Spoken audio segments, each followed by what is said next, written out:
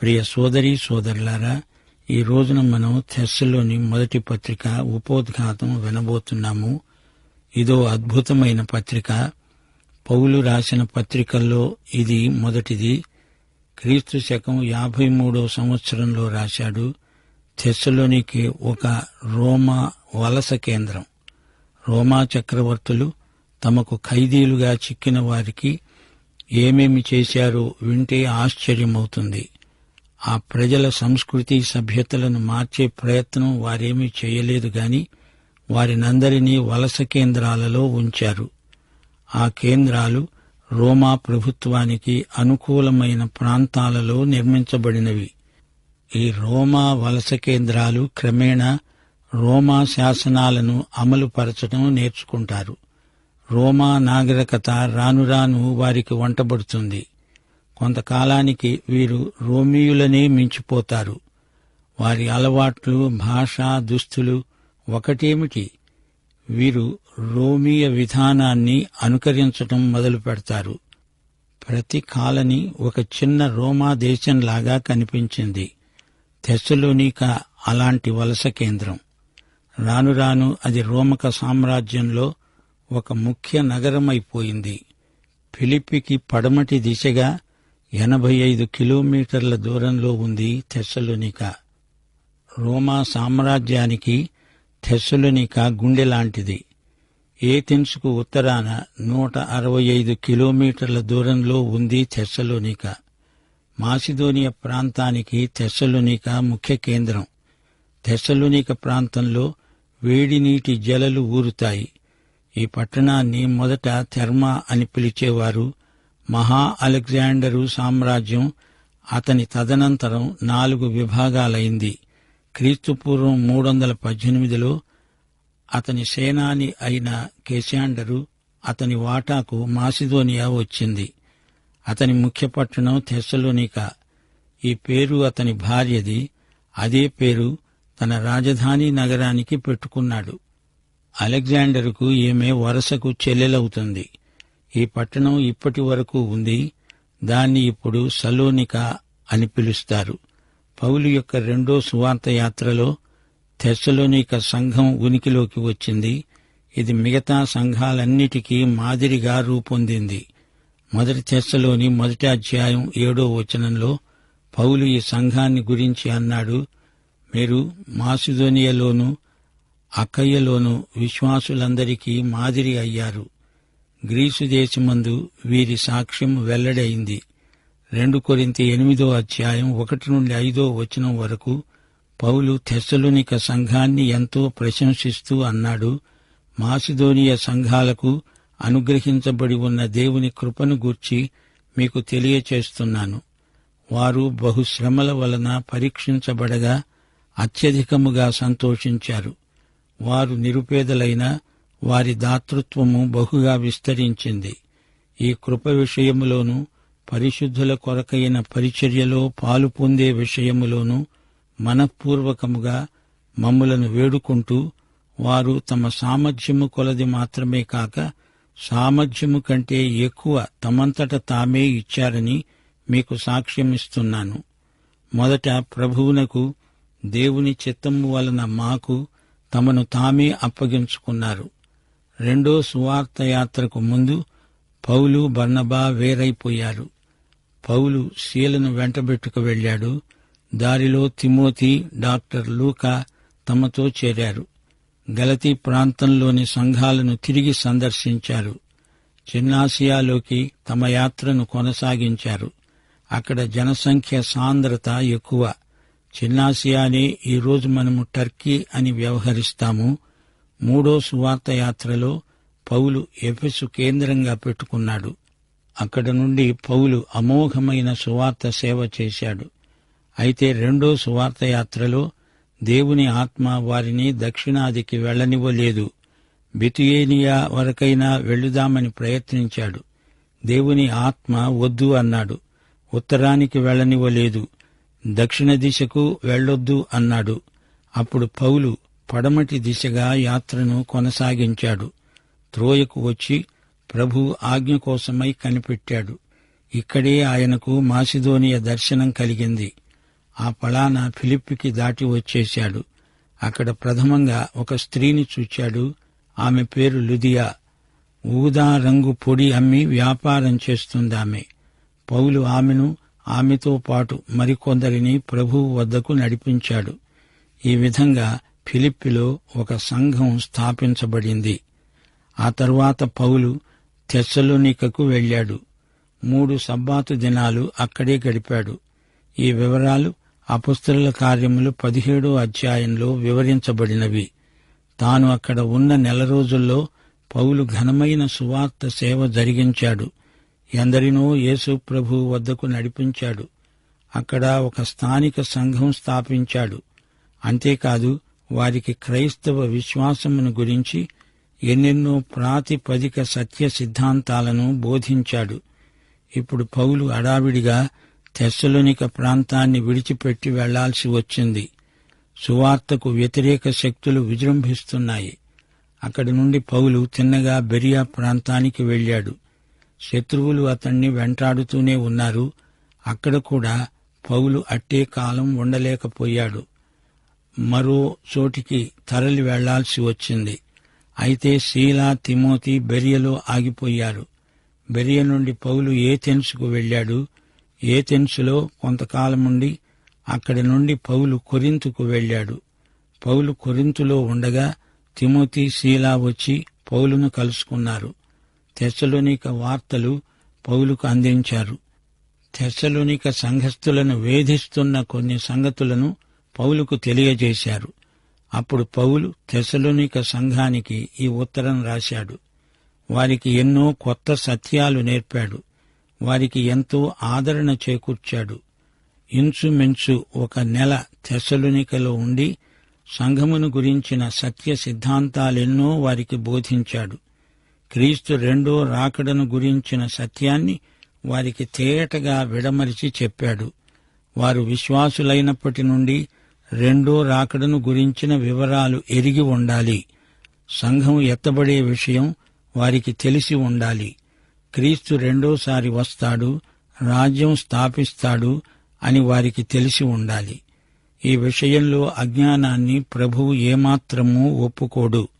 అప్పటికి తెస్సలోని సంఘానికి 1 నెల వయస్సు కూడా రాలేదు. పౌలు వారికి ఈ మహాసిద్ధాంతాలను విడమరిచి చెప్తున్నాడు. యేసు రెండోసారి రాబోతున్నాడు. అకస్మాత్తుగా వస్తాడు. ఏ ఘడియో ఏ క్షణమో తప్పక వస్తాడు. పౌలు ఈ మాట చెప్పిన తర్వాత కొన్ని రోజుల్లోనే విశ్వాసులు కొందరు చనిపోయారు. ఈ చనిపోయిన వారు ఎలా ఎత్తబడతారు? యేసు వచ్చేటప్పటికి చనిపోయి సమాధి చేయబడిన వారి సంగతి ఏమిటి అనే ప్రశ్నలు సంఘస్థుల మనస్సుల్లో సందడి చేస్తున్నాయి. పౌలు వారి ప్రశ్నకు జవాబుగా ఈ మాటలు రాస్తున్నాడు. విశ్వాసులకు యేసు రాకడ గొప్ప ఆదరణ.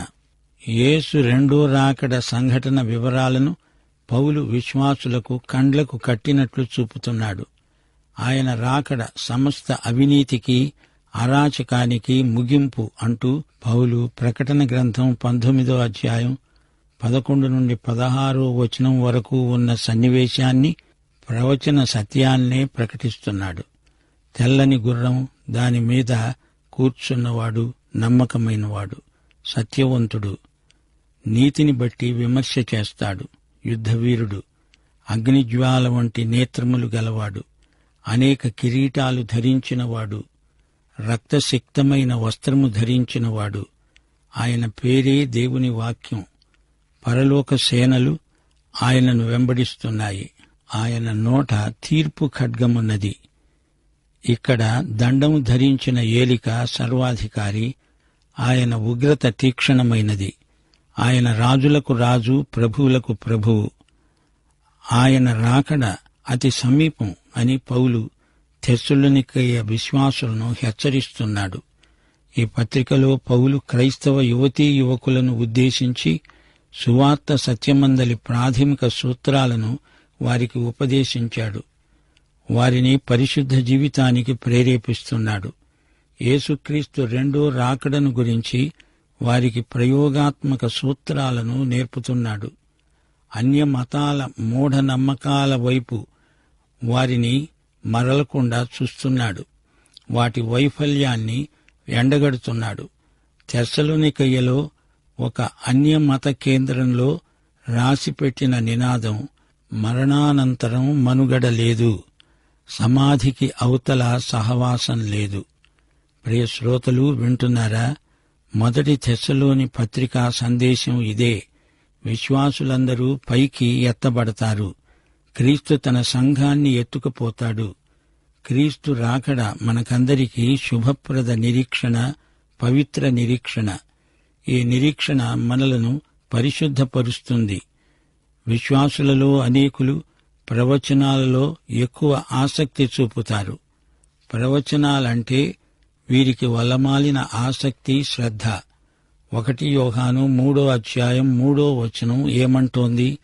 క్రీస్తునందు రెండో రాకడ నిరీక్షణ పెట్టుకొనిన ప్రతివాడు ఆయన పవిత్రుడై ఉన్నట్లుగా తనను తాను పవిత్రునిగా చేసుకుంటాడు.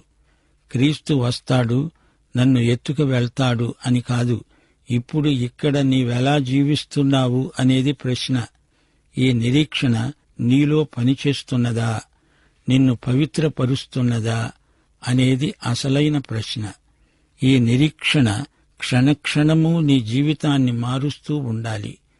2 తెస్సలోని పత్రికలో యేసు రాకడలో స్థాపించబడబోయే రాజ్యాన్ని గురించిన వివరాలెన్నో ఉన్నాయి.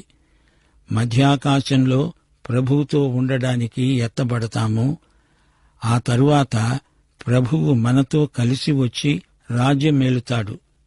ఈ 2 వేరువేరు.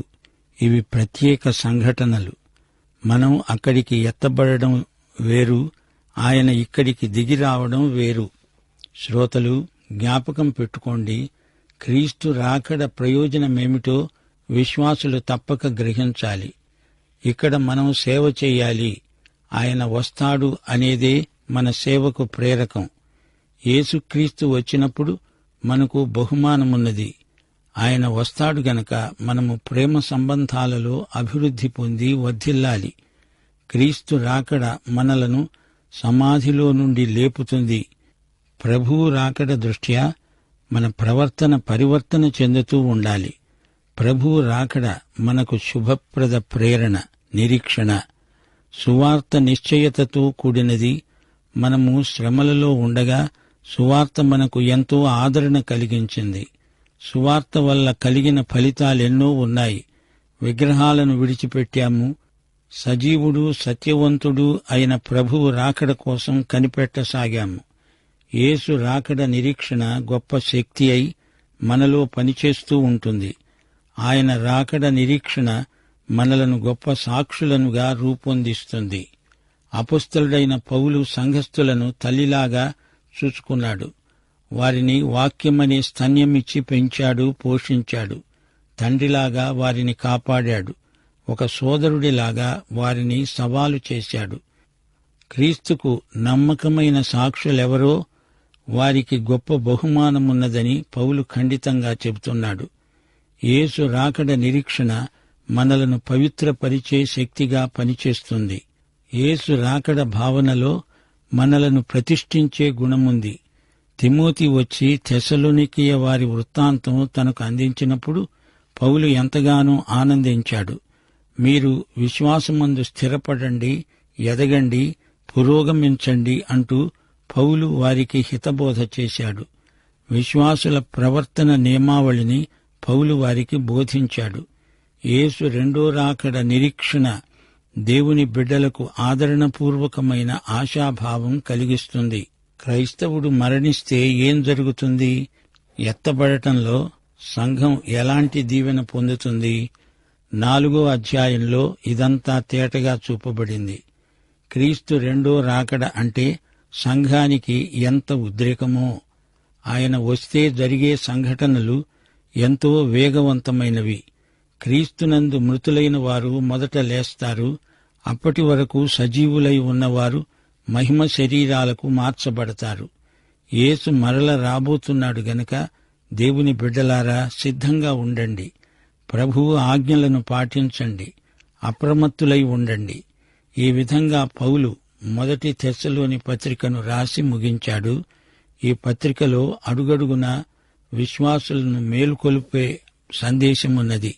ఈ పత్రిక పౌలు చేసిన రెండో సువార్త యాత్ర సందర్భంలో రాయబడింది. పౌలు ఈ పత్రిక రాయటంలో ఉద్దేశం ఒకటే, వారి విశ్వాసం స్థిరపడాలి. పౌలు వారి విశ్వాసాన్ని ఎంతో ప్రోత్సహించాడు. యేసుక్రీస్తు రెండో రాకడ దృష్ట్యా దేవుని బిడ్డలు ఈ లోకంలో ఎలా ప్రవర్తించాలి, ఇదే అంశాన్ని ప్రతి అధ్యాయంలో పౌలు ప్రస్తావించాడు. యేసుక్రీస్తు మళ్లీ వస్తాడు, తన ప్రియ ప్రజలను తన దగ్గరికి చేర్చుకుంటాడు గనుక విశ్వాసులు ఈ దివ్య సత్యానికి తగినట్లుగా బ్రతకాలి, నిరీక్షణ కలిగి జీవించాలి. విశ్వాసులలో ఆనందోత్సాహాలు ఉరకలు వెయ్యాలి అనేదే ఈ రచయిత ముఖ్యోద్దేశ్యం. విశ్వాసులు తమ దేవుణ్ణి సంతోషపెట్టడానికే జీవించాలి. పవిత్ర జీవితం, సోదర ప్రేమ కలిగిన వారై తమ జీవిత విధానం ఆకర్షణీయమై ఉండేట్లు చూసుకోవాలి. దేవుని బిడ్డలు వెలుగు సంతానం. తెస్సలోని సంఘం ఒక ఆదర్శ సంఘమై అభివృద్ధి పొందుతున్నది అంటూ పత్రికారంభంలోనే పౌలు కొన్ని ప్రశంసా వాక్యాలు పలికాడు. వారిని అభినందించాడు. పరలోకమందు మీ కొరకు ఉంచబడిన నిరీక్షణ, క్రీస్తునందు మీకు కలిగి ఉన్న విశ్వాసము, పరిశుద్ధులందరి ఎడల మీకు ఉన్న ప్రేమ, విశ్వాసము, నిరీక్షణ, ప్రేమ, ఈ మూడు వారిలో ఉన్నందుకు వారికి అభినందనలు తెలిపాడు. తెస్సలోని పత్రికలో విశ్వాసముతో కూడిన పని, ప్రేమతో కూడిన ప్రయాసము, నిరీక్షణతో కూడిన ఓర్పు అని ప్రత్యేకంగా పేర్కొన్నాడు.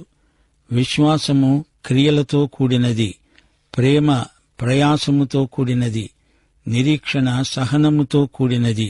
కనుక తెస్సలోనిక సంఘం ఆదర్శప్రాయమైనది.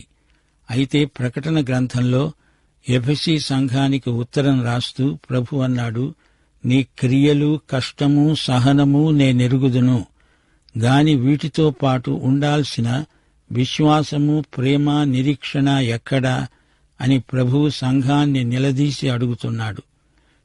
తెస్సలోనికలో ఉన్న ఈ సంఘం జనాభా 2 లక్షలకు మించింది. ఈ పట్టణాన్ని సలోనికా అనే పేరుతో ఈ రోజు వరకు పిలుస్తున్నారు. అంటే అది గొప్ప విశేషమే. ఆ పట్టణం ఐశ్వర్యంతో, రాజకీయంగా ఆ రోజుల్లో ఎంతో అభివృద్ధి చెందింది. ఇలాంటి పట్టణానికి పౌలు ద్వారా సువార్త వచ్చింది. అక్కడ ఒక చక్కని సంఘం ఏర్పడింది. ఈ విధంగా క్రీస్తు సువార్త విశ్వవ్యాప్తమైపోయింది. యేసుక్రీస్తు రెండో రాకడ త్వరలో సంఘటిల్లబోతున్నది. విశ్వాసులు పనులన్నీ మానేసి నిరాసక్తంగా ఉండిపోయారు. అప్పుడు పౌలు వారిని హెచ్చరిస్తూ, ఆయన ఎప్పుడు వస్తాడని కాదు, ఆ వచ్చే యేసును ఎదుర్కొనడానికి మీరు విశ్వాసంతో జీవిస్తూ ప్రభువు మహిమార్థమై మీ పనులు మీరు చేసుకోండి అని హెచ్చరించాడు. అన్యమత ప్రభావం నుండి వారిని కాపాడే ప్రయత్నం చేస్తూ ఈ పత్రిక రాశాడు. పౌలును గురించి కొందరు దుష్ప్రచారం చేసేవారున్నారు. పౌలు స్వార్థపరుడని, నిరంకుశుడని చెప్పి సంఘంలో చీలికలు తేవడానికి కొందరు పూనుకున్నారు. ఈ విపరీత ధోరణులను అడ్డుకునేందుకు పౌలు ఈ పత్రిక రాయవలసి వచ్చింది. ఇలాంటి పరిస్థితులు నాటి నుండి నేటి దాకా సంఘాలలో ఉన్నాయి. అయితే ఒక ప్రశ్న, తెస్సలోనిక పత్రికలో ఎందుకు పౌలు రాయాల్సి వచ్చింది? ఈ 2 ఉత్తరాలు ఒకలాగే ధ్వనిస్తాయి. కొన్ని వారాల్లో, బహు కొద్ది కాలంలో పౌలు ఈ పత్రికలు రాశాడు. తెస్సలోనిక సంఘం లోకంతో రాజీ పడకుండా నిలిచింది. తన ప్రభువును సంతోషపెట్టడానికి ప్రయాసపడింది. అది ప్రార్థించే సంఘం. ఈ పత్రికలో పౌలు కాపరులకు గొప్ప హెచ్చరిక చేస్తున్నాడు. మనుష్యుల వలన కలిగే ఘనతను కోరకూడదు. దేవుని సువార్తను మాత్రమే కాక మా ప్రాణములను కూడా మీకివ్వడానికి సిద్ధపడి ఉన్నాము అంటున్నాడు పౌలు. విశ్వాసులైన మీ ఎదట ఎంత భక్తిగా, నీతిగా, అనింద్యముగా ప్రవర్తించామో దానికి మీరు సాక్షులు. దేవుడు సాక్షి. పౌలు తన సంఘ బిడ్డలకు స్తన్యమిచ్చే తల్లిలాగా, వారిని ప్రేమించే తండ్రిలాగా ఉన్నాడు. తన రాజ్యానికి, మహిమకు మనల్ని పిలిచిన దేవునికి తగినట్లుగా మనము నడుచుకోవాలి అని ప్రబోధం చేస్తున్నాడు. ప్రియ శ్రోతలు వింటున్నారా? తెస్సలోని పత్రికలు 2 మన నిరీక్షణను బలపరుస్తాయి. యేసు ప్రభువు రెండో రాకడను దృష్టిలో ఉంచుకొని ఈ పత్రికను సావధానంగా వినండి. అయితే శ్రోత, నిన్ను ఒక వ్యక్తిగత ప్రశ్న అడుగుతాను. యేసుక్రీస్తును రక్షకుడుగా, ప్రభువుగా అంగీకరించావా? ఆయన రెండో రాకడను ఒక సవాలుగా తీసుకొని పరిశుద్ధంగా జీవిస్తున్నావా?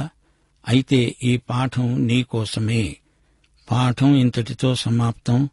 మన ప్రభువైన యేసుక్రీస్తు వారి కృప, తండ్రి అయిన దేవుని ప్రేమ, పరిశుద్ధాత్మ యొక్క అన్యోన్య సహవాసము మనకందరికీ శాశ్వత కాలము తోడై ఉండునుగాక. ఆమేన్.